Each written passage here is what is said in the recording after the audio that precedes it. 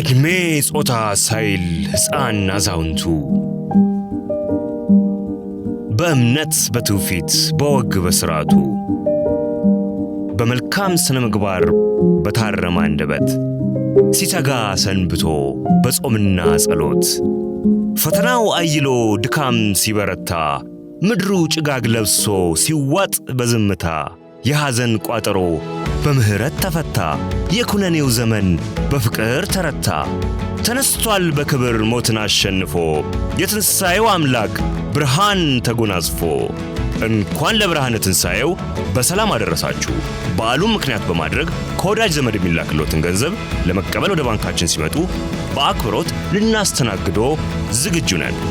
ብርሃን ባንክ፣ እንደ ስማችን ብርሃን ነው ስራችን። እንዴት አደራችሁ አድማጮቻችን? የፉትቦል ካፌ ዝግጅታችን ጀምሯል። ትላንት ምሽት የተደረጉ የሩብ ፍጻሜ የቻምፒየንስ ሊግ ጨዋታዎች ላይ ደግሞ ትኩረት እናደርጋለን። በፓርክ ደ ፕራንስ የወቅቱ የቻምፒየንስ ሊግ አሸናፊ ፓሪስ ሳን ዠርማ ከሊቨርፑል ጋር ያደረገውን ጨዋታ 2-0 አሸንፏል። ዴዚሬ ዱዌና ክቪቻ ክቫራትስኬሊያ ናቸው ጎሎቹን ያስቆጠሩት። ነገር ግን የሉዊስ ሄንሪኬ ቡድን ከነበረው ከፍተኛ ብልጫ አንጻር የሊቨርፑል አሰልጣኝ አርነ ስሎት ከጨዋታው በኋላ ራሳቸውም እንዳመኑት 2-0 ብቻ ተሸንፈን መውጣታችን እድለኞች ያደርገናል የሚል አስተያየት ሰጥተዋል። ግን አመቱ ሙሉ ያየነው የሊቨርፑል ድክመት ትላንትና የፎርሜሽን ለውጥ አድርገውም በአሰልጣኙ የማሰልጠን ታሪክ ውስጥ በሊቨርፑል ብቻ ሳይሆን ከዚህ በፊት በሆላንድም በሰሩ ጊዜ ተጫውተው በማያውቁበት ፎርሜሽን በሶስት የመሃል ተከላካዮች፣ በሁለት ዊንግ ባኮች፣ በሁለት ብቻ የማጥቃት ተጫዋቾችም ተጫውተው ጭምር ሊቨርፑል 18 ሙከራዎች ተደርገውበታል። ከዚያ በላይ ጎሎችም ሊቆጠሩበት በቻሉ ነበር። ምናልባት የፍጹም ቅጣት ምቶችም ጭምር ሊያሰጡ ይችሉ የነበሩ ክስተቶች ነበሩ ለፔዤ ማለት ነው። ስለዚህ መጥፎ አመት ነው። ግን የመጥፎ ጨዋታው የመጥፎ አመቱ አንድ ማሳያ ተደርጎ ሊጠቀስ ይችላል። ይህንን ጨዋታ እናነሳለን። ከዚህ ባሻገር በካምፕ ናው ደግሞ የዲየጎ ሲሞኔ አትሌቲኮ ማድሪድ ባርሰሎናን 2-0 አሸንፏል። በሁሊያን አልቫሬዝ አስደናቂ የቅጣት ምት ጎልና በአሌክሳንደር ሶርሎት ተጨማሪ ጎል በሁለቱ አጋማሾች አንዳንድ ጎሎች አስቆጥሮ ዲየጎ ሲሞኔ በአሰልጣኝነቱ እንግዲህ ከ2011 ጀምሮ የአትሌቲኮ ማድሪድ አሰልጣኝ ነበር። በባርሰሎና ሜዳ አሸንፎ አያውቅም። ለመጀመሪያ ጊዜ በካምፕ ናው በለስ ቀንቶታል። ግን ይሄም ጨዋታ ትልቅ ውዝግብ ነበረው፣ ወይም ትልቅ የዳኝነት ውሳኔን የጠየቀ ነበር። ፓው ኩባርሲ የመጀመሪያ አጋማሽ ከመጠናቀቁ በፊት በጁሊያኖ ሲሞኔ ላይ በፈጸመው ጥፋት ምክንያት የመጨረሻ ሰው ስለነበር ግልጽ የጎል ማስቆጠር እድል ነፍጓል በሚል አርቢትሩ በቀይ ካርድ አስወጥቶታል። መጀመሪያ ቢጫ ካርድ ነበር ያሳዩት። በቪአር ተጠሩና ውሳኔያቸውን ቀልብሰው ተጫዋቹ በቀይ እንዲወጣ ሆኗል። ይሄ ደግሞ ጨዋታውን ከዛ በኋላ ወስኖታል። ምክንያቱም በዚህ ቅጣት ምት ጥፋት ሰራ ኩባርሲ፣ በዚሁ ቅጣት ምት ነው ጎል የተቆጠረው። ስለዚህ በአንድ የጨዋታ ክስተት ሁለት ቅጣት እንደማለት ነው ለባርሰሎና። በሁለቱ የአጋማሽ ባርሳ ብዙ ጥረት አድርጎ ነበር፣ ግን በቂ አልነበረም። ግን ይሄ ሌሎችም የዳኝነት ውዝግቦች የነበሩበት ነው። አንዚ ፍሊክ ለመቆጠብ ሞክረው ነበር። በኋላ ግን ንዴታቸው እየጋለ ሲመጣ አርቢትሩን ብዙ ሲተቹ ሰምተናል። የፍጹም ቅጣት ምት እና ቀይ ካርድ ለአትሌቲኮ ማድሪዱ ማርክ ፑቢል ሊሰጥ ይገባ ነበር የሚል አስተያየት ሰጥተዋል። ግን ባርሴሎና ተሸንፏል። ስለዚህ የመልሱ ጨዋታ ላይ በጣም ከባድ ውስብስብ የሆነ የቤት ስራ ይጠብቀዋል ማለት ነው። እነዚህን ጨዋታዎች እናነሳለን። የእናንተንም ትዝብቶች እንደዚሁ ብትልኩልን ደስ ይለናል። በፌስቡክ ገጻችን ላይ በአላዛር አስግዶም ሃይፈን ኦፊሻል በሚለው ላይ በፉትቦል ካፌ የፌስቡክ ቻናላችን ላይ ልትልኩልን ትችላላችሁ። ይህንንም ስለምታደርጉ ስለምታደምጡንም እጅግ እናመሰግናለን። ወደ ጉዳዮቻችን ከማለፋችን በፊት እንግዲህ ጊዜ የሚኖረን ከሆነ ስለ አርሰናሉ ዳቪድ ራያ እናነሳለን። አሁን በጣም ድንቅ የውድድር ዘመን ነው እያሳለፈ ያለው። ከትላንት በስቲያ አርሰናል በጆዜ አልቫላዴ ስፖርቲንግ ሊዝበንን 1-0 ሲያሸንፍ ካይ ሃቨርትዝ ነው ባለቀ ሰዓት ጎሉን ያስቆጠረው። የጋብርኤል ማርቲኔሊ ጥረት ነው ያንን የጎል እድል የፈጠረው። ግን አርሰናል ያለ ዳቪድ ራያ ያንን ጨዋታ ማሸነፍ አይችልም ነበር። ግን ለመጀመሪያ ጊዜ አይደለም ስለ ራያ እንደዚህ ስንል፣ በሲዝኑ በሙሉ ብዙ ትልልቅ የጎል ሙከራዎችን ሲያድን አይተናል። ስለሱ እንዲሁ እናነሳለን። እንዲሁ ጊዜ ከፈቀደ ስለ ሚርቻ ሉቼስኩም እናነሳለን። እኚህ ታላቅ አሰልጣኝ በቅርብ ቀናት ህይወታቸው አልፏል። ከሳምንት ከ10 ቀን በፊት የዓለም ዋንጫ የማጣሪያ ጨዋታን ሮሜኒያ ከቱርክ ሲጫወቱ በቴክኒክ ቦታቸው ላይ ተናቸው ነበር። ከዛ ከቀናት በኋላ ተጫዋቾቻቸውን ከስሎቫኪያ ጋር ሮሜኒያ ለምታደርገው የወዳጅነት ጨዋታ እያዘጋጁ በነበረበት ጊዜ ነው በድንገት የልብ ህመም የገጠማቸውና ሆስፒታል የገቡት። ኮማ ውስጥም ነበሩ። ከዛ በኋላ እንግዲህ በሚያሳዝን ሁኔታ ሚርቻ ሉቼስኩ ህይወታቸው አልፏል። ግን ታላቅ አሰልጣኝ ናቸው። አሁን በአውሮፓ ካሉ አሰልጣኞች መካከል ከሰር አሌክስ ፈርጉሰንና ከፔፕ ጓርዲዮላ ቀጥለው ብዙ ዋንጫ ያሸነፉ ናቸው። በተለይ በሻክታር ዶኔትስክ የነበራቸው ስኬት ግን በጣሊያንም በቱርክም አሰልጥነዋል፣ ብሔራዊ ቡድኖችንም አሰልጥነዋል። ስለዚህ ጥቂትም ቢሆን ስለ ሚርቻ ሉቼስኩ ለማንሳት እንሞክራለን። በጣም ብልህ፣ ከዘመናቸው የቀደሙ አሁን ብዙ የምንደነቅባቸውን የዴታ ትንተና የቪዲዮ ሴሽኖች ምናምንን ቀድሞ በመጀመር የሚታወቁ ትልቅ አሰልጣኝ የነበሩ ናቸው። ስለዚህ እነዚህን ርዕሶች ለማንሳት እንሞክራለን። በፓርክ ደ ፕራንስ በፓሪስ ሳን ጀርማንና በሊቨርፑል መካከል የተደረገው ጨዋታ ለሊቨርፑል ደጋፊዎች ሌላ መጥፎ ኤክስፒሪየንስ ነው።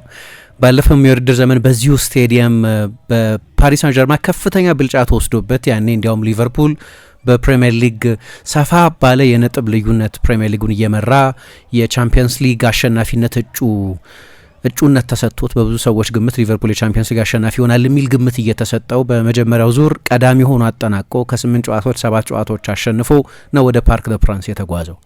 በእንደዛ አይነት ወቅትም ጭምር ፔዤ በኋላ ያየነውን በመጨረሻዎቹ 3 ወራት የተጫወተውን አይነት እግር ኳስ መጫወት ባልጀመረበት ጊዜ የተደረገ ጨዋታ ነበር እና ጨዋታው ሲጠናቀቅ ፓሪስ ሳን ጀርማን 27 ሊቨርፑል 2 ሙከራ ነበር እዛ ጨዋታ ላይ ያደረጉት። አሊሰን በጣም አስደናቂ ነበር፣ 9 ሙከራዎች አድኗል። ግን ትላንትና ልክ በዛሬ ዓመት የታየውን አይነት ብልጫ ተወስዶበታል። አሁን ሊቨርፑል ሌላ አይነት ሁኔታ ውስጥ ነው ያለው። ፓሪስ ሳን ጀርማን ከዛ በኋላ የቻምፒየንስ ሊግ አሸናፊ ይሆናል። ከዛ በኋላ 5 ዋንጫዎች አሸንፏል። ኮንቴክስቱ ሌላ ነው። ኡስማን ዴምቤሌ ባሎን ዶር አሸናፊ ነው። ግን ሜዳ ውስጥ ያየነው ልዩነት ተመሳሳይ ነው። ከአመት በኋላም ተመሳሳይ ልዩነት ነው የነበረው። አንድ መደበኛ ሁለቱን ጨዋታዎች የሚለያቸው ነጥብ ያለፈውን የውድድር ዘመን ሊቨርፑል ማሸነፉ ነው በሃርቪ ኤሊየት ጎል። ግን እንግሊዞቹ ስማሽን ግራብ የሚሉታል። አንድ ቡድን ከፍተኛ ብልጫ ተወስዶበት መጨረሻ ላይ ግን ጨዋታው እየሄደ ከነበረበት ሁኔታ ፍጹም በተቃረነ ሁኔታ አሸንፎ ሲወጣ ማለት ነው። የሃርቪ ኤሊየት ጎል ሊቨርፑል ዲዘርቭ የሚያደርገው የሚገባው ድል አልነበረም። እስከዛ ድረስ 0-0 መሆኑ ተአምር ነበር ያ ጨዋታ። አሰልጣኝ አርነ ስሎት ይህንን በተደጋጋሚ ያነሱት ነበር። ትላንትናም ከጨዋታው በኋላ ባለፈው የውድድር ዘመን በዚሁ ስቴዲየም የነበራቸውን የጨዋታ ባህሪ በተመለከተ ሲናገሩ ሰርቫይቫል ሞድ ላይ ነበርን ብለው ነው የገለጹት።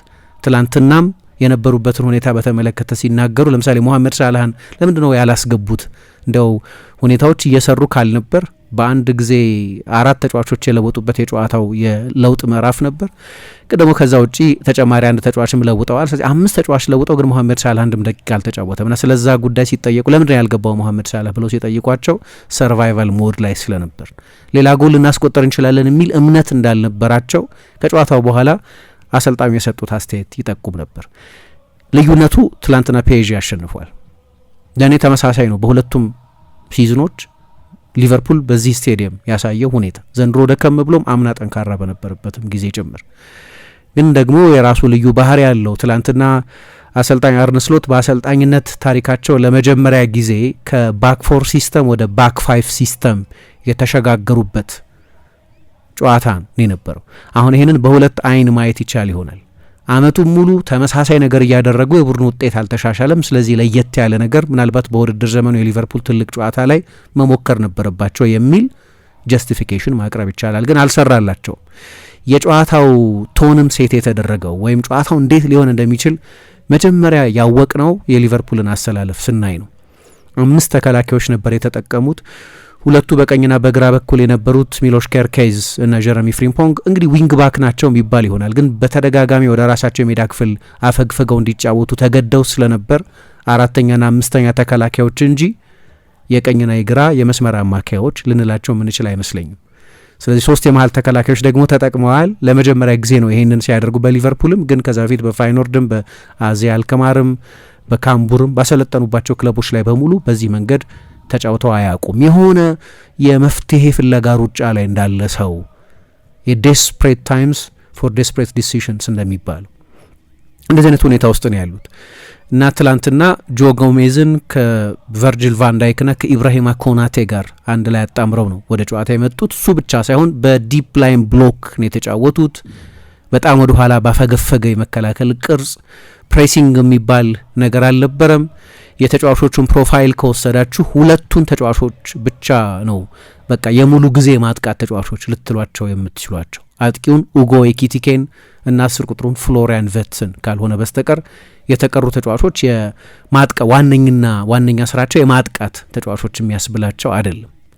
እና ወደዚህ ስቴዲየም ሲመጡ ወደ ፓርክ ደ ፕራንስ ሲመጡ አምና በተወሰደባቸውም ብልጫ ቡድናቸው በዚህ ውድድር ዘመን በገጠሙትም ሽንፈቶች በቀደም ደግሞ በማንቸስተር ሲቲ 4-0 በመሸነፋቸው ምክንያት ከዚህኛው ጨዋታ በፊት የተጫወቱት የመጨረሻ ጨዋታ በኤቲሃድ ያደረጉትና በ20-25 ደቂቃ ልዩነት 4 ጎል የተቆጠረባቸው ጨዋታውን ጥሩ ጀመሩ። 30-35 ደቂቃ ተጫወቱ።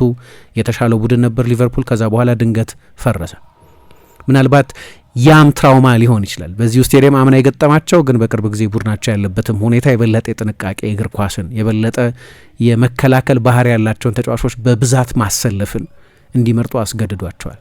ለመከላከል ነበር ሊቨርፑል ወደዚህ ጨዋታ የመጣው እንጂ ከሊቨርፑል የምትጠብቁት ወደ የትኛውም ስቴዲየም ቢሄድ የወራሪነት መንፈስ አለ አይደለም፣ የኮንኩሪንግ ስፒሪት የሚባል በቃ ሊቨርፑል ነን እኛ በየትኛውም ስቴዲየም ለማጥቃት ነው የምንጫወተው የሚል ከእንደዚህ አይነት ማይንድ ሴት ጋር አይደለም ወደዚህ ጨዋታ የመጡት። ስለዚህ ከጨዋታው መጀመር በፊት የመጀመሪያውን 11 እና ፎርሜሽኑን ካያችሁ በኋላ ጨዋታው እንዴት ሊሆን እንደሚችል መገመት ይቻል ነበር። እንዲህ አይነት ብልጫ ባንጠረጥር ሊቨርፑል በፓሪስ ሳን ጀርመን በከፍተኛ ሁኔታ ነው ዶሚኔት የተደረገው። እንዲያውም የ2-0 የጎል ልዩነት የጨዋታውን ታሪክ በሚገባ አያብራራም።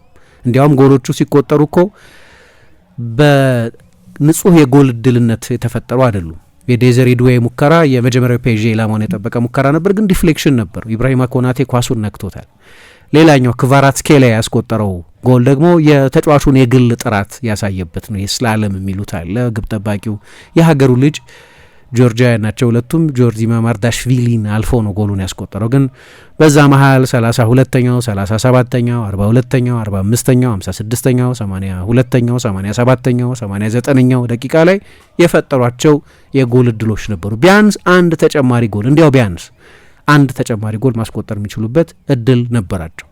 የ2-0 ድል የጨዋታው ትክክለኛ ነጸብራቅ አይደለም። ፔዤ በሁሉም አንድ ቡድን ሌላን ቡድን ሊበልጥ በሚችልባቸው መለኪያዎች በሙሉ የተሻለ ቡድን ነበር እና የአሰልጣኙ የፎርሜሽን ለውጥ ማድረግ ቡድኑን በመከላከል ጥብቅ አላደረገውም። ምክንያቱም ፔዤ ከዚህም በላይ ጎል ማስቆጠር ይችል ነበር እያለን ስለሆነ 18 ሙከራዎች አድርጓል። 4 ትልልቅ የጎል እድሎች ፈጥሯል። 2.2 ኤክስጂ ነበረው። ብረት መልሶባቸዋል። ዴምቤሌ የመለሰበትን ሙከራ ጨምሮ ዴምቤሌ ራሱ ሃትሪክ ሰርቶ ሊወጣ የሚችልባቸው እድሎች ነበሩት። ግብ ጠባቂያቸው ጆርጂ ማማርዳሽቪሊ ከተቆጠሩበት ጎሎች በተጨማሪ 4 ሙከራዎች አድኗል። ስለዚህ አሰልጣኙ በመከላከል ጥብቅ ለመሆን አስበው ከሆነ በአብዛኛው የመከላከል ዝንባሌ ባላቸው ተጫዋቾች ወደ ሜዳ የገቡት እና እንዲህ አይነት ፎርሜሽን የመረጡት አልሰራም።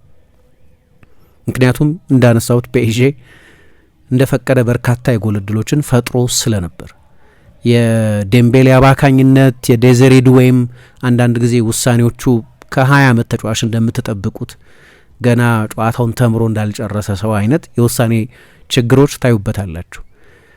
ጨዋታውን መቆጣጠርም አልቻሉ። በፖሴሽን ለምሳሌ በአሰልጣኙ የማሰልጠን ታሪክ በአነስተኛ የኳስ ቁጥጥር ድርሻ የተጫወቱበት ጨዋታ ነው። በመጀመሪያ አጋማሽ 82 ፓስ ብቻ ነው የተጫወቱት። በአንድ አጋማሽ ሊቨርፑል ከ20 ዓመት በኋላ ነው ይህንን ያህል ጥቂት ፓስ በዚህ ውድድር ሲያደርግ 82 እና በሁሉም መንገድ በቁጥሮችም በአይ ቴስትም አይናችን በሚነግረንም ነገር በጣም ከፍተኛ ብልጫ ተወስዶባቸው ነበር። ብዙ የሚያስገርም አይደለም። ሊቨርፑል በዚህ ውድድር ዘመን ጥሩ የውድድር ዘመን እያሳለፈ እንደሆነ ስለምናውቅ፣ ግን በሁለቱ ቡድኖች መካከል የነበረው የጥራት ልዩነት ፓሪስ ሳን ዠርማ በፈረንሳይ ሊግ እና ኦንዤን ሲገጥም የሚኖረው አይነት ብልጫ ነው። ከሊቨርፑል ጋር እየተጫወተ አይመስልም። የነበረው ብልጫ በጣም ሰፊ ከመሆኑ የተነሳ እኔ አሁን የፈረንሳይ ሊጉን ወደዋለሁ ብዙ ጊዜ ትልልቅ ባለተሰጥኦ ተጫዋቾችን የሚያሳየን ስለሆነ ነው። የፈረንሳይ ሊግም ራሱን ሲያስተዋውቅ የባለተሰጥኦች ሊግ ላሊግ ደ ታሎንት ብሎ ነው የሚያስተዋውቀው። ግን ፔዤ የሚሳተፍባቸውን ጨዋታዎች ብዙ ማየት አልወድም እኔ እንደ አንድ እግር ኳስ ተመልካች እንዳለው የእግር ኳስ የማያ ጣዕም። ምክንያቱም ብዙዎቹ ጨዋታዎች የሚተነበይ አካሄድ አላቸው። ፓሪስ ሳን ጀርማ 75% ኳስ ይቆጣጠራል፣ 20-25 ሙከራዎች ያደርጋል፣ 4-5-0 ያሸንፋል። ብዙ ጊዜ ሊጉንም በሚገርም ሁኔታ ነው ዶሚኔት ያደረገው።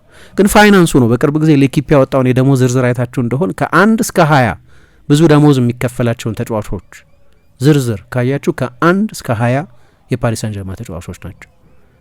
ስለዚህ ሚዛኑ የተፋለሰ ሊግ ስለሆነ የፈረንሳይ ሊግ ማየት ምንም አያዝናን። እግር ኳስ አንዱ ተወዳጅ የሚያደርገው ነገር ባላንስድ መሆኑ ነው፣ ፉክክር ያለበት መሆኑ ነው አይደለም።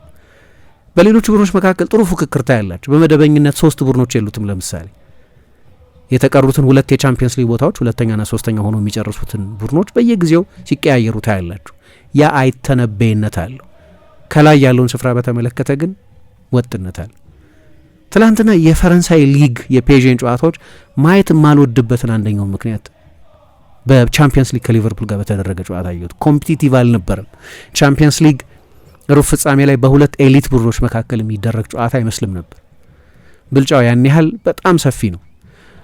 እዚህ ላይ እንግዲህ ፔዤ የመጨረሻ ፓስ፣ የመጨረሻ ውሳኔ፣ የመጨረሻ ሹት፣ የመጨረሻ አሲስት የሆነ ቴክኒካዊ ጉድለት ወይ የውሳኔ ችግር ተፈጥሮ ከዛ በላይ ጎሎች አያስቆጥር ቀረ። አርነ ስሎትም ከጨዋታው በኋላ የዚህ ጨዋታ ብቸኛው አዎንታዊ ነገር 2-0 ብቻ ማለቁ እና አንፊልድን እንድንደገፈው ተስፋ የሚያስተርፍ መሆኑ ካልሆነ በስተቀር ብልጫው ፍጹማዊ ነው፣ ኮምፕሊት ነው የሚል አስተያየት ሰጥተዋል። አሁን ይሄ የኔ ትዝብት ወይ እናንተ ትዝብት ብቻ ሳይሆን የሊቨርፑሉ አሰልጣኝ አስተያየትም ይሄንኑ የሚጠቁም ብልጫው በጣም ከፍተኛ ነበር። እዚህ ላይ እንግዲህ 2 ተጨማሪ የፍጹም ቅጣት ምት ሊያሰጡ የሚችሉ ክስተቶች ነበሩ። አንደኛውን የፍጹም ቅጣት ምት አርቢትሩ ሰጥተው ነበር። ሆሴ ማሪያ ሳንቼዝ ማርቲኔዝ የሚባሉ ስፔናዊ አርቢትር ነበሩ ጨዋታውን የዳኙት። ዋረን ዛይር ኤሜሪ ትላንትና ግሩም ነበር። ለነገሩ ስለ ብዙ የፔዥ ተጫዋቾች ያንን ማለት የሚቻል ይመስለኛል። ከዴምቤሌ በስተቀር ምርጥ ብቃቱ ላይ ነበር አይመስለኝም ኡስማን ዴምቤሌ። ከሱ በስተቀር ሌሎቹ ተጫዋቾች ስለ ሁሉም ተጫዋቾች ማለት ይችላሉ በጣም ጥሩ ተጫውተዋል። ይህንን ማለት ማልችለው ስለ 2 የማል ተከላካዮችና ስለ ማትቬ ሳፋኖቭ ስለ ግብ ጠባቂው ነው። ምክንያቱም ሊቨርፑል እያጠቃ ስላልነበር ስለ ፔዤ ግብ ጠባቂና ተከላካዮች ምን አስተያየት መስጠት ይቻላል? 3 ሙከራ ብቻ ነው ሊቨርፑል ያደረገው በጨዋታው ላይ። አምና 2 ነበር። እሺ ትንሽ ተሻሽሎ ይሆናል፣ ግን እስከ 49ኛው ደቂቃ ድረስ ሊቨርፑል ሙከራ አላደረገም። በመጀመሪያ አጋማሽ 1 ሙከራ ኢላማውን የጠበቀ ሚሳጥም። ጨዋታው ሲያልቅም ሊቨርፑል 0 ኢላማውን የጠበቀ ሙከራ፣ ምንም ሙከራ አላደረገም ኢላማውን ያገኘ ሙከራ። ስለዚህ ስለ ዊሊያም ፓቾና ማርኪኞስ ምን ልል ይችላሉ? ወይም ስለ ማትቬ ሳፋኖቭ ስለ እነሱን አስተያየት መስጠት ማርክ መስጠትም አይቻልም። ጥሩ መጫወታቸውን አለመጫወታቸውንም አላውቅም። አልተከላከሉም ወይ እንዲከላከሉ አልተገደዱም። ግን 2 የፍጹም ቅጣት ምት ሊያሰጡ የሚችሉ ደግሞ ክስተቶች ነበሩ። ቅድም እንዳልኩት ስፔናዊ አርቢትር ሳንቼዝ ማርቲኔዝ ዋረን ዛይር ኤሜሪ በኢብራሂማ ኮናቴ ታክል ተወርዶበታል አሉና የፍጹም ቅጣት ምት ሰጡ። ግን በኋላ በቪኤአር ኮንታክቱ በቂ አይደለም በሚል የፍጹም ቅጣት ምት ውሳኔያቸውን አጠፉ። አንዳንድ አርቢትሮች በውሳኔያቸው ሊጸኑ ይችላሉ፣ ወይ ቪኤአርም ትልቅ የህግ ስህተት ተፈጽሟል ብሎ ላይጠራቸው ይችል ነበር። ለእኔ በለጠ በጣም ግልጽ የሆነ የማያወላዳ እንዴት ወደ ቪኤአር እንዳልሄደ ያልገባኝ ውሳኔ ግን በ92ኛው ደቂቃ ላይ ኢብራሂማ ኮናቴ ኑኖ ሜንዴሽን ገፍቶታል። ከዚህ በላይ እንዴት እንደሚገፋው አላውቅም፣ የፍጹም ቅጣት ምት ለመስጠት እንዲያስችል። ከትላንት በስቲያም በባየር ሚኒክና በሪያል ማድሪድ መካከል በተደረገው ጨዋታ ተመሳሳይ ነገር ማይክል ኦሊሴ ላይ ጥፋት ተፈጽሞ የፍጹም ቅጣት ምት አልተሰጠም። ቪአር ለምንድነው የሚያስፈልገው ያስብላል አንዳንድ ጊዜ እና የጨዋታው ብልጫ የትየለሌ የነበረ ነው። አንድም ሙከራ አላደረገም። እስከ 49ኛው ደቂቃ ድረስ ሙከራ አልነበረም በሊቨርፑል በኩል። ውጎ ኤኪቲኬ የመጀመሪያውን ሙከራ እስኪያደርግ ድረስ በጠቅላላው በ90 ደቂቃ 3 ሙከራ ብቻ ነው ያደረገው። ከፍተኛ የጥራት ልዩነት አለ በሁለቱ ቡድኖች መካከል። የጥራት ልዩነት በተጫዋቾቹ መካከል አይመስለኝም። አሁን እንዲያው አንድ ለአንድ እናወዳድር ብንል የሊቨርፑል ተጫዋቾችን ከፔዥ ተጫዋቾች ጋር ኢንዲቪጁዋሊ እናወዳድር ብንል እኔ ያን ያህል ልዩነት ያለ አይመስለኝም። በግለሰብ ደረጃ በሚጫወቱበት ቦታ በተናጠል የምናወዳድር ከሆነ ይሄ ምናልባት ስለ አሰልጣኙ ወይም አሁን ሊቨርፑል ስላለበት ሁኔታ ይነግረን ይሆናል እንጂ የኳሊቲ ልዩነት በተናጠል ሰፊ ልዩነት የነበረ አይመስለኝም። ግን ደግሞ አምናም ተመሳሳይ ብልጫ ተወስዷል። እንግዲህ ልዩነቱ ውጤቱ ነው እንጂ የጨዋታው ብልጫ አምናም የነበረ ነው። እንዲያውም በኋላ ሊቨርፑል በዝውውር ጊዜው አግሬሲቭ ሆኖ ያን ያህል ብዙ ተጫዋቾች እንዲያመጣ ያን ያህል ብዙ ገንዘብ ከተለመደው የሊቨርፑል አካሄድ ወጣ ባለ መንገድ የዝውውር ገበያው ላይ ነቅቶ እንዲሳተፍ ካስገደዱት ጨዋታዎች መካከል አንደኛው ይሄኛው ጨዋታ ነው ይባላል። ግን እንዴት ነው ሪግሬስ ያደረገው? እንዴት ነው ወደኋላ የተንሸራተተው? በጣም አስገራሚ ነው። ልዩነቱ ሰፊ ነው። ግን አሰልጣኙን እንግዲህ እንዳልኩት ሁለት አስተያየት መስጠት የሚቻል ይመስለኛል። አመቱን ሙሉ አሁን ሲዝኑ ከተጀመረ 9 ወር ገደማ ሆኖታል። 9 ወር ሙሉ እስከ አሁን ድረስ በመጡበት መንገድ የፎርሜሽን ለውጥ ሳያደርጉ የሰው ለውጥ ብቻ እያደረጉ መጡና ሊቃና አልቻለም ሁኔታው። በቻምፒየንስ ሊግ የመሳተፋቸው ጉዳይ በቋፍ ያለ ነው። 5ኛ ሆኖ ማጠናቀቅ ቻምፒየንስ ሊግ ያሳልፋቸዋል። ግን ከቼልሲ በ1 ነጥብ ብቻ ነው ተሽለው ያሉት 5ኛ ስፍራ ላይ። እንግዲህ የውድድር ዘመኑ ሲጀመር በብዙ ሰው ግምት የፕሪሚየር ሊግ ሻምፒዮን በድጋሚ ይሆናል ተብሎ የተገመተ ቡድን 5ኛ ሆኖ የማጠናቀቁ ጉዳይ ጭምር በጣም አጠራጣሪ የሆነበትን የውድድር ዘመን እያሳለፉ ነው። ስለዚህ እኔ ከአሰልጣኙ ነጥብ አንጻር የፎርሜሽን ለውጥ ማድረጋቸው ብዙ የሚያስኮንን አልመሰለኝም። በእርግጥ ወደ ኋላ ተመልሳችሁ 5-6 ዓመት ወደ 2020 ሄዳችሁ ሊቨርፑል በአውሮፓና በእንግሊዝ ያደረጋቸውን ጨዋታዎች በፕሪሚየር ሊግ ጨዋታዎች ብቻ ብትቆጥሩ 282 ጨዋታዎች አድርጓል። በእነዚህ በ6 ዓመታት ውስጥ ባደረጋቸው 282 ጨዋታዎች አንድም ጊዜ ከ4 ተከላካዮች ሲስተም ውጪ ተጫውቶ አያውቅም። እና የአሰልጣኙ ከጨዋታ ፊት የነበረ አናሊሲስ የፓሪስ ሳን ጀርማ ብዙ አደገኝነት ያለው ቡድን ነው፣ ግን ሁለቱ የመስመር ተከላካዮች አሽራፍ ሀኪሚ እና ኑኖ ሜንዴሽን በቀኝና በግራ በኩል ያሉትን ሁለቱን ተጫዋቾች ለአምና የፓሪስ ሳን ጀርማ የቻምፒየንስ ሊግ ባለድልነት ትሬብል የማሸነፍ የተዋጣለት የውድድር ዘመን ከዋናዎቹ ተጠቃሽ ምክንያቶች መካከል ናቸው። መቼስ ቡድኑ በጠቅላላው ከዶናሩማ እስከ ዴምቤሌ የተሟላ ነበር ባለፈው የውድድር ዘመን። ግን ይህንን በማስላት ይመስላል ሁለቱን ከጨዋታው በኋላም የሰጡት ጀስቲፊኬሽን ያንን የሚያሳይ ስለሆነ ሁለቱን እንደ ሌላው ጊዜ ወደ እኛ የሜዳ ዞን እየመጡ እንዲጫወቱ ባለመፈለጋችን በራሳቸው የሜዳ ክፍል ፒን እንዲደረጉ በማሰባችን ምክንያት እንደ ሙሐመድ ሳላህ አይነት የበለጠ ክሬቲቭ የሆነ ነገር ግን እነዚህን ሁለት ተጫዋቾች ለመቆጣጠር የሚቸገር የበለጠ ኦፌንሲቭ በመሆኑ ምክንያት የሚቸገርን ተጫዋች ወይም ኮዲ ጋክፖን ሌላ የክንፍ ተጫዋች ከምንጠቀም የበለጠ የመከላከል ዝንባሌ ያላቸውን ተጫዋቾች በማሰለፍ እነዚህን ተጫዋቾች በተሻለ ሁኔታ መቋቋም እንችላለን የሚል ነበር። ከዚህ ውሳኔ ጀርባ ያለው ሀሳብ እሱ ነው የሚል አስተያየት ሰጥተዋል። ይሄም ግን አልሰራም። ምክንያቱም ኑኖ ሜንዴሽና አሽራፍ ሀኪሚ ትላንትናም በድጋሚ ድንቅ ነበሩ። አንድ ሌኪፕ ላይ ያየሁትን ቁጥር ልንገራችሁ። ኑኖ ሜንዴሽ 92 ጊዜ ኳስ ነክቷል። አላማው ፍሪምፖንግን በዛ በኩል ዞቦዝ ላይ እንዲያግዘው አድርገው የመጀመሪያው ሀሳባቸው የነበረው የኑኖ ሜንዴሽን የጨዋታ ተሳትፎ መወሰን ነበር። የግራ መስመር ተከላካይ ይሄንን ያህል የተች ቮሊዩም ብዙ ጊዜ አያስመዘግብም። 92 ጊዜ ኑኖ ሜንዴሽ ኳስ ነክቷል። ከሱ የበለጠ ብዙ ጊዜ ኳስ የነካው ደግሞ አሽራፍ ሀኪሚ ነው። 104 ጊዜ ኳስ ነክቷል። በግራ በኩል ኬርኬዝን አሰልፈዋል።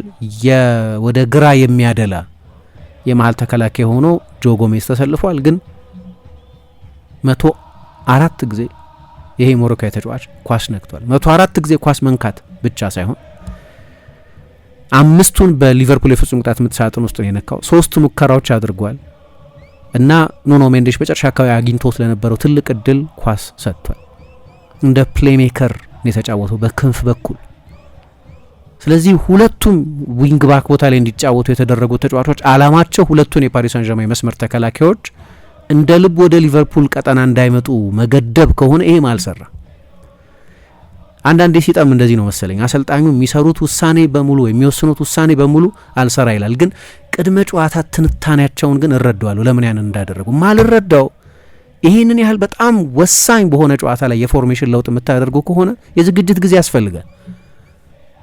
ሊቨርፑል ቅዳሜ ዕለት ከሲቲ ጋር ተጫውቷል። ከዛ በፊት ኢንተርናሽናል ብሬክ ነበር። ስለዚህ ተጫዋቾቹ በሙሉ ከብሔራዊ ቡድኖቻቸው ጋር ነው የነበሩት። በዚህ ፎርሜሽን ተጫውተው የማያውቁ ከሆነ አላማውን ብንረዳውም ግን የልምምድ ጊዜ አልነበራቸውም እና ጨዋታ ውስጥ ያላችሁ የቦታ ግራ መጋባት ነበር፣ የሚና ግራ መጋባት ነበር። በዚህ ሁኔታ ተጫውተው የማያውቁ ተጫዋቾች በመሆናቸው የተነሳ ኮንፊውዥን ነበር። ምክንያቱም በሁለት ሴንትራል አማካዮች በክራፈንበርግና በአሌክሲስ ማካሊስተር ነው የተጫወቱት። ዞቦዝ ላይ ነበር በእርግጥ እና ሁለቱም ቡድኑ ወደ ኋላ ጫና ውስጥ በሚሆንበት ጊዜ አንዳንድ ጊዜ አምስት ናቸው የመጨረሻዎቹም ተጫዋቾች ለነገሩ፣ አንዳንድ ጊዜ ደግሞ 6 ይሆናሉ። ከራያን ግራፈንበርግ ወይም ከአሌክሲስ ማካሊስተር አንደኛው በጣም ጠለቅ ብሎ እንዲጫወት በሚገደድበት ጊዜ እዚህ ጋር የፔዤ ችግር ማለት ፔዤን አንድ ፈተና የሆነባቸው ነገር ያለ 9 ቁጥር ነው የሚጫወተው። እንደምታውቁት አላቸው 9 ቁጥር የ9 ቁጥር ፕሮፋይል ያለው ተጫዋች አላቸው ጎንካሎ ራሞስ፣ ግን መጠቀም አይፈልግም ሉዊስ ኤንሪኬ። ዴምቤሌ ነው የሚጠቀመው፣ ግን ደግሞ የሚዋልል ቶሎ ቦታ የሚቀያየር የማጥቃት 3 ተጫዋቾች ያሉት ቡድን እንጂ ሳጥን ውስጥ አዘውትሮ የሚገኝ ፊክስድ ነምበር 9 የሚባል የለውም። ስለዚህ 3ቱ የሊቨርፑል የመሀል ተከላካዮች ማርክ የሚያደርጉት 9 ቁጥር የላቸውም። ይሄ ግን የሚያመጣው አንደኛው ችግር ማርክ የሚደረግ 9 በሌለበት ጊዜ 3 የሳጥን ተከላካዮች ሆኖ ስለሆነ የተጫወቱት ወደ ራሳቸው ሳጥን እንዲወሰኑ ስለተገደዱ በተቀረው የሜዳ ክፍል ፔዤ እንደ ልብ የቁጥር ብልጫ አለው ማለት ነው። ፊክስድ 9 የለውም የሚዋልል 3ትዮሽ የማጥቃት መስመር እንጂ። ስለዚህ በተቃራኒ የሜዳ ክፍል ላይ ሁሌ የፔዤ ተጫዋቾች ስፔስ ነበራቸው፣ ሁሌ ነጻ ሰው ያገኙ ነበር፣ ሁሌ ፊክስድ 9 የለውም። ስለዚህ ብዙ ችግሮች ነበሩበት። ሎጂኩን እረዳለሁ ለምን እንደዛ ለመጫወት እንደወሰኑ፣ ግን በሁሉም መለኪያ አልሰራም። ማጥቃቱ ደካማ ነበር፣ መከላከሉ ደካማ ነበር፣ ጨዋታ መቆጣጠሩ ደካማ ነበር፣ የፔዤ ዋና ተጫዋቾችን መቆጣጠሩ ላይ ደካማ ነበር። በሁሉም ልታስቡት በምትችሉት ነገር በሙሉ ደካማ ነበር።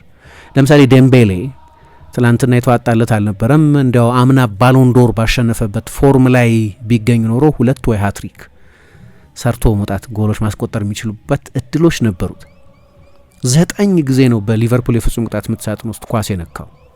የሊቨርፑል ተጫዋቾች በሙሉ ተደምሮ በፔዤ የፍጹም ቅጣት ምት ሳጥን ውስጥ ከነኩት እኩል ሊቨርፑል 9 ጊዜ ነው በፔዤ የፍጹም ቅጣት ምት ሳጥን ውስጥ ኳስ የነካው እና የጥራቱ ልዩነት የማይታመን በጣም ከፍተኛ ነው የነበረው። እና አላቅም እንግዲህ እግር ኳስ የማይተነበይ በሳምንት ልዩነት ብዙ ተለዋዋጭነት ያለበት በመሆኑ ምክንያት ሌላ ሊቨርፑልና ይሆናል። ሊቨርፑል ከዚህ በፊት የ3-0 የመጀመሪያ ጨዋታን ሽንፈት ሲቀለብስ አይተን ስለምናውቅ እግር ኳስ የሚያስተምረን አንድ ነገር አይቻልም የሚባል ነገር የለም ይሆናል በእግር ኳስ ውስጥ። ግን ይሄኛው ሊቨርፑል ያንን የማድረግ አቅም ያለው ቡድን አይመስልም። ፔዤ አይጫወትም። በነገራችን ላይ በሳምንቱ መጨረሻ ከሎንስ ጋር የሚደረገው ጨዋታ ተሰርዞለታል፣ ለሌላ ጊዜ ተላልፏል። ሊቨርፑል ደግሞ የቻምፒየንስ ሊግ ስፍራን ለማግኘት ከፉልሃም ጋር መፋለም አለበት። እረፍት የሚባል ነገር የለም። ይሄም ትልቅ ዲስአድቫንቴጅ ነው። አሰልጣኙ በቡድናቸው ለመተማመን በጣም እንደሚቸግራቸው ስላወቁ መጨረሻ ላይ ፕሬስ ኮንፈረንሳቸው ያጠነጠነበትን የድህረ ጨዋታ ጋዜጣዊ መግለጫቸውን ማዕከላዊ ነጥብ ለማግኘት ከፈለጋችሁ አንፊልድን ነው ተስፋ የምናደርገው። ስቴዲየሙን፣ ደጋፊውን፣ በአንፊልድ ያለን የሊቨርፑል የከምባክ ታሪክ ካልሆነ በስተቀር በስፖርታዊ በእግር ኳሳዊ ምክንያት ይህንን ጨዋታ መቀልበስ እንችላለን የሚል እምነት በጭራሽ አሰልጣኙ ጋር አታገኙ። ቀልብሶ ያውቃል። ሊቨርፑል በባርሴሎና 3-0 ተሸንፎ 4-0 አሸንፎ ያውቃል። ስለዚህ እዛ ታሪክ ላይ ይደገፉ ይሆናል ይቻላል በሚል እንደዚህም አይነት ባይሆን ባለፈው ጋላታሳራይ በቱርክ 1-0 ካሸነፋቸው በኋላ ያንን ውጤት የሊቨርፑልን የዓመቱን ምርጥ ብቃት አሳይተው 4-0 አሸንፈው አልፈዋል። ስለዚህ የይቻላል ስሜት ቢኖር እረዳለሁ፣ ግን ይሄ ቡድን ያደርገዋል የሚል ኮንፊደንስ በጭራሽ አይሰጣቸውም እና ያለው ፎርምም ያንን የሚጠቁም ነው። አሁን እንግዲህ 3ኛ ተከታታይ ሽንፈታቸው ነው። በብራይተን፣ በማንቸስተር ሲቲ፣ በፓሪስ ሳን ዠርማን ተሸንፈዋል እና ኤክስፐሪመንት ሞክረዋል። ግን ይሄ የሚነግረን አንደኛው ነገር ስሎት አምና እና ስሎት ዘንድሮ በጣም የተለያዩ መሆናቸው ነው። ሰውየው ድንገት መጥፎ አሰልጣኝ ያልሆኑም ይገባኛል፣ ግን አምና እያንዳንዱ የሚወስኑት ውሳኔ የሆነ ፍሬ ያፈራ ነበር። ዘንድሮ የሆነ ልክ እንደዚህ ድራስቲክ የሆነ ለውጥም ሲያደርጉ ባክፋየር ነው የሚያደርገው፣ አይሰራም ጭራሽ። እንዲያውም ቡድኑ ትላንትና ባሰበት። በቂ ልምምድ ጊዜ ሳይኖር ስለሆነ ተጫዋቾቹም ለዚህኛው የፎርሜሽን ለውጥ አዲሶች በመሆናቸው የተነሳ ማለት ነው እና ተረፉ ነው ሊባል የሚችለው ከዚህም በሚያሰቅቅ ሁኔታ ለመሸነፋቸው። 82 ፓስ ብቻ ማድረግ ማለት እንዳልኩት ከ20 ዓመት በኋላ አነስተኛ ፓስ ያደረጉበት ነው። የአርነ ስሎት ሁለተኛ አነስተኛ ፖሴሽን ያስመዘገቡባቸው ጨዋታዎች ሁለቱም በዚህ ስቴዲየም የነበሩ ናቸው። አምና በፓርክ ደ ፕራንስ፣ ዘንድሮ ግን ከዛ 26% መሰለኝ የሊቨርፑል ፖሴሽን ትላንት እና የሚገርም እና የሚያስደነግጥ ነው። በኋላ ለውጥ ለማድረግ ሞከሩ። አሌክሳንደር ኢሳቅ ተመለሰላቸው። ምናልባት ከምሽቱ ፖዚቲቭ ነገሮች አንደኛው የእሱ መመለስ ነው። ከርትስ ጆንስ፣ ኮዲ ጋክፖ፣ አንዲ ሮበርትሰንን አስገቡ። ግን የቡድኑ ፐርፎርማንስ ላይ የመጣ ለውጥ አልነበረም። ግን የገረመኝ ነገር ጨዋታው ካለቀ በኋላ ቅድም መግቢያ ላይ እንዳነሳሁት እነዚህን 4 ለውጦች ካደረጋቸው በኋላ ደግሞ ትሬይ ኒዮኒ የሚባለውን ወጣት ተጫዋች 90ኛው ደቂቃ ላይም ቀይረው አስገብታል። ስለዚህ 5 ተጫዋቾች ቀይረዋል። አንድም ደቂቃ ሙሐመድ ሳላህ አልተጫወተም። ከምሽቱ ትልልቅ ውሳኔዎቻቸው መካከል ነው የፎርሜሽን የሰው ምናምን ለውጥ ብቻ መሆኑ ሳይሆን የሳላህም ጭራሽ አለመሰለፉ ነው። 2-0 ነው ያለው ውጤቱ። አንድ ጎል ቢቆጠር የሚቀጥለው ሳምንት የሚኖረውን ጨዋታ ስዕል ይቀይረዋል። ግን አላስገቡትም ሳላህን እና ለምንድን ነው ሳላህ ያልገባው ተብሎ ሲጠየቁ ለውጦቻቸው እንኳ ሲያደርጉ ማለት ነው። በእርግጥ ለውጥም ለማድረግ ዘግይተዋል። 10-12 ደቂቃ ሲቀረው ለውጦቻቸውን ያደረጉት 4ቱም ተጫዋቾች 78ኛው ደቂቃ ላይ ነው 4ቱም ተጫዋቾች ተቀይሮ የገቡት። ግን ከጨዋታው በኋላ ምንም እምነት እንዳልነበራቸው በተለወጡ ተጫዋቾች ውጤቱን ቀይሯል የሚል እምነት እንዳልነበራቸው የምታውቁት ሰርቫይቫል ሞድ ላይ ነው የነበር ነው። ሎስት ኮዝ ነው ማለት የሚቻል አይደለም መቀየር ውጤቱን የጨዋታውንም ሁኔታ። ስለዚህ ሙሐመድ ሳላህን ለሌሎች ጨዋታዎች ጉልበቱን ብንቆጥበው ይሻላል፣ እሱም ቢገባ ኖሮ የምናመጣው ለውጥ ስለማይኖር የሚል ለውጦቹን እንደው ለውጥ አደረጉ ለማለት ያህል ብቻ ያደረጓቸው እንደሆኑ የሚያሳይ ነው። አምነውበት አይደለም ማለት ነው። እና በውድድር ዘመኑ የሊቨርፑል ትልቅ ጨዋታ ላይ የፎርሜሽን ለውጥ አደረጉ። ትልቅ ቁማር ነበር። ይሄም ቁማር አልሰራም። እሳቸው ለነገሩ በምንም ሁኔታ ብንጫወት እኮ የሚመጣ ለውጥ ግን ሎጂክ እንዳለው ግን እገነዘባል። አንደኛ ያው የሆነ ነገር መሞከር አለባቸው መቼስ አይደለም። አሁን እንደ አሰልጣኝ መቼስ ቡድኑ ለዚህ ቁልቁል እየሄደ የሆነ ነገር መሞከር አለባቸው ቢሰራም ባይሰራም። አንደኛው ምክንያት እሱ ነው፣ የሆነ ነገር መሞከር። ሁለተኛው ግን ፔዤ አንድ የሚታወቅበት ነገር በባክስሪ ቡድኖች የመቸገር ልማድ አለ። ለምሳሌ በሞናኮ ተፈትኖ ነበር አይደለም በዚህ ውድድር ዘመን።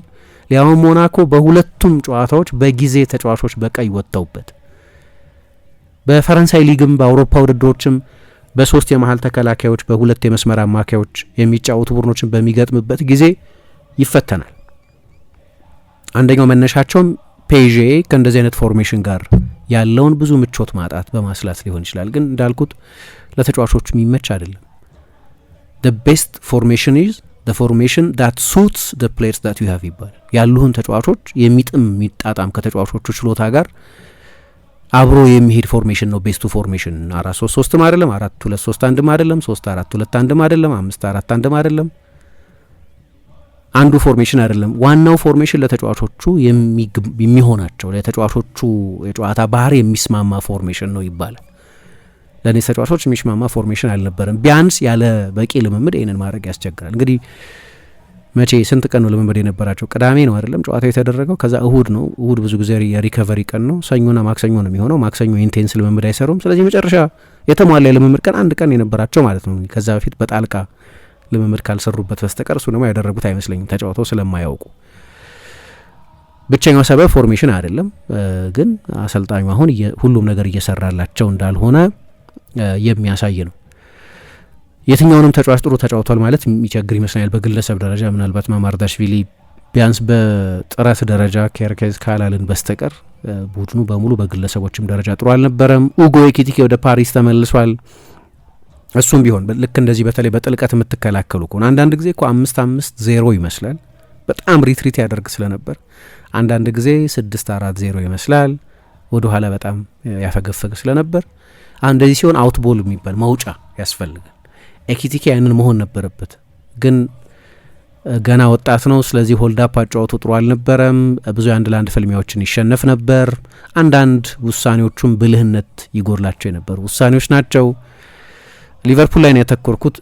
ፓሪስ ሳን ጀርመን ግን ስለ ሊቨርፑል ድክመት ካወራው ፓሪስ ሳን ጀርመን በጣም አስደናቂ ነበር ማለት ነው። በተለይ አንዳንድ ተጫዋቾች ላይ ያየሁት እድገት ግሩም ነው። በተለይ ዋረን ዛይር ኤሜሪ፣ ይሄ ተጫዋች ገና ከ16 ዓመቱ ጀምሮ ነው በፓሪስ ሳን ጀርመን ዋናው ቡድን ውስጥ መጫወት የጀመረው። ግን ባለፉት 2 ዓመታት በተለይ ሉዊስ ኤንሪኬ ወደ ኃላፊነት ከመጣ በኋላ በበቂ ሁኔታ ጎልብቷል ለማለት ይቸግር ነበር። እንዲያውም ከፈረንሳይ ብሔራዊ ቡድን ምርጫ ሁሉ መዘለል ጀምሮ ነበር። በዚህ ውድድር ዘመን በተለይ በፋቢያን ሩይዝ መጎዳት ምክንያት ብዙ ጨዋታ መሰለፍ ጀመረ እና ስለ 16 ዓመት 17 ዓመት እድሜው ላይ በነበረበት ጊዜ ስለሱ ብዙ በአድናቆት ይነገርለት ለወደፊቱም ትልቅ ተጫዋች ይሆናል ተብሎ ይተነበይለት ነበር። ለምን እንደዛ እንደተባለ አሳይቷል። ትላንትና በጣም ጥሩ ተጫውቷል። በእኔ አስተያየት 20 ዓመት ከ31 ቀን ነበር እድሜው። ከወር በፊት አካባቢ ነው 20 ዓመት የሆነው እና በቻምፒየንስ ሊግ ታሪክም 40 የቻምፒየንስ ሊግ ጨዋታዎች ላይ በመድረስ በእድሜ ትንሹ ተጫዋች ሆኗል። ጁድ ቤሊንገም ነበር የዚህ ባለ ሪከርድ የነበረው 21 ዓመት ከ164 ቀን። ሌላ ነው ማጣራት አለብኝ። አይኔን ከፈት ዘጋ እያደረግኩ ያየሁት ሌላ ስታት ቪቺኛ 145 ጊዜ ኳስ ነክቷል እና አንዱም አልተበላሸበትም የሚልም አየሁ። ምንም ፕሬስ እየተደረገ እንዳልነበር የሚያሳይ ነው።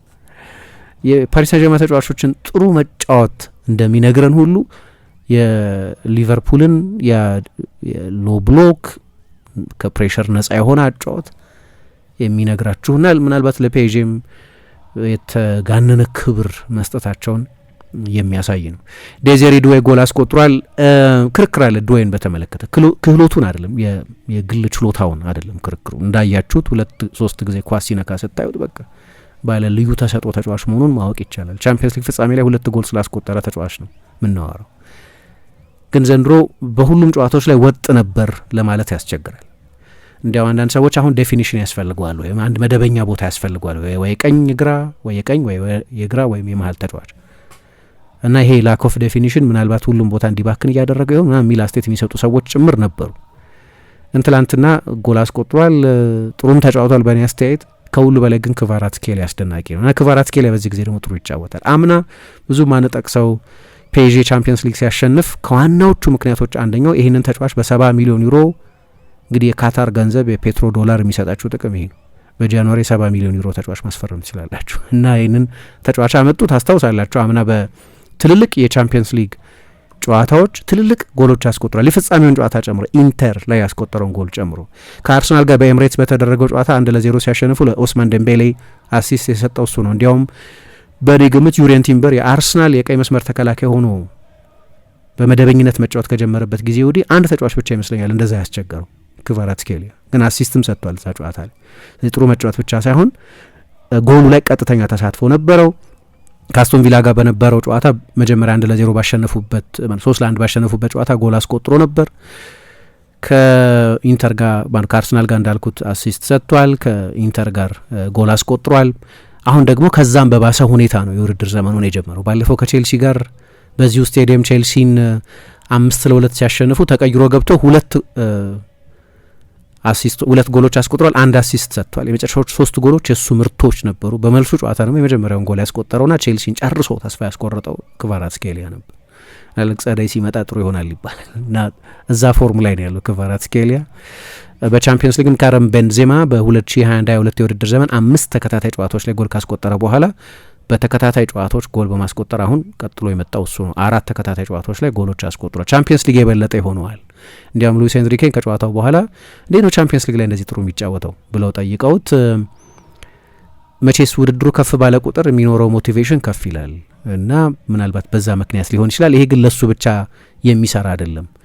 ሌሎችም ተጫዋቾች የውድድሩ ጥራት ከፍ ባለ ቁጥር የሚገጥሙት ባላጋራ መጠን ከፍ ባለ ቁጥር መቼስ ሞቲቬሽናቸው ከፍ ማለቱ የሚጠበቅ ነው የሚል አስተያየት ሰጥቷል። የሞቲቬሽን ጉዳይ ብቻ ከሆነ ማላቅም ወይ ውድድሩ የበለጠ ስለሚመቸው እንደሆነ ማላቅም፣ ግን ትላንትና ያስቆጠረውን የሚደንቅ ጎል ጨምሮ በጨዋታው ላይም ግን ደግሞ በሌሎችም ሰሞኑ እየተደረጉ ባሉ ጨዋታዎችን በቻምፒየንስ ሊግ እየተጫወተ ነው። ዴዚሬ ዱዌን ቅድም አንስቼ ነበር። በቻምፒየንስ ሊግ ታሪክ 10 ጎሎች ላይ በለጋ እድሜ በመድረስ 6ኛው ወጣት ተጫዋች ሆኗል። 20 ዓመት ከ309 ቀን ነበር ትላንትና እድሜው። ከላሚን ያማል፣ ኪሊያን ምባፔ፣ ኤርሊንግ ሃላንድ፣ ጁድ ቤሊንጋም ና ካረም ቤንዜማ የሊዮን ተጫዋች በነበረበት ጊዜ ማለት ነው። ከሱ ባነሰ እድሜ ደብል ዲጂት ላይ የደረሱ ተጫዋቾች እነዚህ ናቸው። ስለዚህ ለሉዊስ ኤንሪኬ ቡድን በጣም የተዋጣ ምሽት ነበር። እንዳልኩት ቅድም ስለ ሁለቱ የመስመር ተከላካዮች አንስቻለሁ። ለምሳሌ ኑኖ ሜንዴሽን ምንድን ነው የምትሉት? እኔ ፔዤ ለነገሩ ምንድነው ቶታል ፉትቦል ነው የሚጫወተው ነው የምለው። ለፔዤ ፎርሜሽን ኢማቴሪያል እንላለን። በቃ ፔዤ 4-3-3 ነው የሚጫወተው። 4-3-3 ነው የሚጫወተው፣ ግን ግራፊክስ ላይ ብቻ ነው 4-3-3 ነው የሚጫወተው ቴሌቪዥን ላይ ስታዩት እንጂ የመስመር ተከላካዮች እንደ መስመር ተከላካይ አይደለም የሚጫወቱት። ኑኖ ሜንዴሽ የመስመር ተከላካይ ነው። ኦኬ ቡድኑ ምናልባት በሚከላከልበት ጊዜ ግን 6 ጊዜ የተጋጣሚ ቡድን የፍጹም ቅጣት ምት ሳጥን ውስጥ ነክቷል ማለት የሊቨርፑል 3 የበለጠ የማጥቃት ባህሪ ያላቸው የሚባሉ ተጫዋቾች በተጋጣሚ ቡድን የፍጹም ቅጣት ምት ሳጥን ውስጥ በድምር ከነኩት ይበልጣል። አምና ታስታውሳላችሁ ምን ያህል ወሳኝ ጎሎች ያስቆጥር እንደነበር። አሽራፍ ሀኪሚ የቀኝ መስመር ተጫዋች እንለዋለን እንጂ የቡድኑ ኦልሞስት ከፕሌይ ሜከሮቹ አንደኛው ነው። 3ቱ አማካዮች ለስም ነው እንጂ ፊክስድ ቦታ 1-6-2-8 ምናምን የምንለው የሚዋልል በመሆኑ ምክንያት ቪቺኛ ወደ ቀኝ ወደ ግራ ወደ ጥልቅ ሊመጣ ይችላል። ጆao ኔቬስም ዋረን ዛይሬ-ኤሜሪም ፋቢያን ሩይዝ በሚኖርበትም ጊዜ ልክ ነው የሚዋልል የአማካይ ክፍል ቶሎ ቦታ ይለዋውጣሉ። በተለይ ደግሞ አሁን የእንግሊዝ ቡድኖች የሚቸግራቸው ይመስለኝ እንግሊዝ አሁን ፋሽን የሆነው ጨዋታ አይነት የማን ማርኪንግ ነው። በማን ማርኪንግ እንግሊዝ ውስጥ በለመዳችሁት መንገድ ለመጫወት የምትፈልጉ ከሆነ ግን ያኛው ቡድን ቶሎ ተጫዋቾች ቦታ የሚለዋውጡ ከሆነ የእናንተ መከላከል ይዛባል፣ ዲስኦሪየንትድ ይሆናል ማለት ነው። አምና ይሄ ለብዙ የፕሪሚየር ሊግ ቡድኖች አስቸጋሪ ነበር። ያለ ምክንያት አይደለም እኮ የእንግሊዝ ቡድኖችን እየገጠመ ያው እንደዚህ ጥሩ እየተጫወተ የሚወጣው ከፔዤ ጥራት ባሻገር ያው ኢንተርን አሸንፏል። ግን አምና ታስታውሱ እንደሆነ ሲቲን፣ ሊቨርፑልን፣ አስቶን ቪላን፣ አርሰናልን አሸንፏል። ዘንድሮ ደግሞ ቼልሲን 8-2 ሊቨርፑልን ትላንትና 2-0 ኧረ ጠባብ ነው እያለን ቁጭት ያለበት የሚመስል አንዳንድ የፔዤ ተጫዋቾች ዋረን ዛይሬ-ኤሜሪ ሼም ነዋል ከዚህ በላይ አለ ማሸነፋችን። የእንግሊዝ ቡድኖች ላይ ያላቸው ብልጫ ምናልባት እንዲህ አይነት ታክቲካዊ ባህሪም ይኖረው ይሆናል። ስለዚህ የሚገርም ብልጫን የነበረው ለሊቨርፑል ነገሮች ሁሉ በጣም በከፋ ሁኔታ ውስጥ ነው ያሉት። እንግዲህ አሁን ትልቁ ጥያቄ አሁን የሊቨርፑል ሰዎች ውሳኔ እየወሰኑ ያሉት አርነ ስሎትን በተመለከተ በመጨረሻው የምክንያታዊነት ውሳኔ ነው፣ ራሽናል በሆነ መንገድ። ግን ደግሞ አሁን የሚታየው ነገር ለራሽናሊቲ ክፍት ቦታ የሚተው አይመስልም። ኢሞሽን የሚያሸንፍበት ጊዜ እየደረሰ ሳይሆን አይቀርም። ግን እኔ አሰልጣኙን እንደማያሰናብቷቸው አውቃለሁ። ግን ለረጅም ጊዜ እሳቸውን ይዞ የመቀጠል የሊቨርፑል አቋምን በየጨዋታው በእያንዳንዱ እንደዚህ አይነት ፐርፎርማንስ የበለጠ ጥያቄ ምልክት ውስጥ የሚያስገባ ነው እና በአንፊልድ እንግዲህ አንፊልድ አለን፣ አንፊልድ ታሪካዊ ቦታ ነው ሚል ካልሆነ በስተቀር በእግር ኳሳዊ ምክንያቶች ተስፋ ለማድረግ ይቸግራል። አንድ ጨዋታ ነው፣ 90 ደቂቃ ነው። አንድ ጎል ቢቆጠር የጨዋታው ጠቅላላ ባህሪ ይቀየራል። 2-0 በጣም አደገኛ መሪነት ነው ይሉታል በእግር ኳስ። ምክንያቱም አንድ ጎል የሚቆጠር ከሆነ ያኛው ቡድን ራሱን መጠራጠር ይጀምራል። እንደዚህ ችግሩ ግን ሊቨርፑል ጎል ማስቆጠር ይችላል አይችልም ብቻ ሳይሆን ፔዤን ይሄ ሊቨርፑል የተከላካይ መስመር ጎል እንዳያስቆጠር ማቀብ ይችላል ወይ የሚለውም ነው እና ከባድ የቤት ስራ ነው ያለባቸው። አሰልጣኙ ፕሬስ ኮንፈረንስ ላይ ብዙ ተስፋ ያለው ነገር ሲናገሩ አላየኋቸውም። ብልጫው ኮምፕሊት ነው የነበረው። ስለዚህ በሚቀጥለው ሳምንት እንጠብቃለን። በ6 ቀን ልዩነት ግን ከዚህ በጣም የተለየ ሊቨርፑልን አያለው ብሎ ተስፋ ለማድረግ ግን በጣም አስቸጋሪ ነው። አመቱን ሙሉ በብዙዎቹ ሳምንታት ያየናቸው በብዙዎቹ ወራት ያየናቸው ድክመቶች ትላንትና የበለጠ እነዚህን ድክመቶች ማጋለጥ በሚችል ቡድን በመታየቱ ካልሆነ በስተቀር የሁለቱ ቡድኖች የጥራት ልዩነት በጣም ሰፊ ነው። የፈረንሳይና የእንግሊዝ ሻምፒዮኖች መካከል የሚደረግ ጨዋታ አይመስልም ነበር። እድሜ ጾታ ሳይል ሕፃን አዛውንቱ በእምነት በትውፊት በወግ በስርዓቱ በመልካም ስነ ምግባር በታረመ አንደበት ሲተጋ ሰንብቶ በጾምና ጸሎት ፈተናው አይሎ ድካም ሲበረታ ምድሩ ጭጋግ ለብሶ ሲዋጥ በዝምታ የሐዘን ቋጠሮ በምህረት ተፈታ የኩነኔው ዘመን በፍቅር ተረታ ተነስቷል በክብር ሞትን አሸንፎ የትንሣኤው አምላክ ብርሃን ተጎናጽፎ እንኳን ለብርሃነ ትንሣኤው በሰላም አደረሳችሁ። በዓሉን ምክንያት በማድረግ ከወዳጅ ዘመድ የሚላክሎትን ገንዘብ ለመቀበል ወደ ባንካችን ሲመጡ በአክብሮት ልናስተናግዶ ዝግጁ ነን። ብርሃን ባንክ፣ እንደ ስማችን ብርሃን ነው ስራችን። እድሜ ጾታ ሳይል ሕፃን አዛውንቱ በእምነት በትውፊት በወግ በስርዓቱ በመልካም ስነ ምግባር በታረመ አንደበት ሲተጋ ሰንብቶ በጾምና ጸሎት ፈተናው አይሎ ድካም ሲበረታ ምድሩ ጭጋግ ለብሶ ሲዋጥ በዝምታ የሐዘን ቋጠሮ በምህረት ተፈታ። የኩነኔው ዘመን በፍቅር ተረታ። ተነስቷል በክብር ሞትን አሸንፎ የትንሣኤው አምላክ ብርሃን ተጎናጽፎ። እንኳን ለብርሃነ ትንሣኤው በሰላም አደረሳችሁ። በዓሉን ምክንያት በማድረግ ከወዳጅ ዘመድ የሚላክሎትን ገንዘብ ለመቀበል ወደ ባንካችን ሲመጡ በአክብሮት ልናስተናግዶ ዝግጁ ነን። ብርሃን ባንክ፣ እንደ ስማችን ብርሃን ነው ስራችን።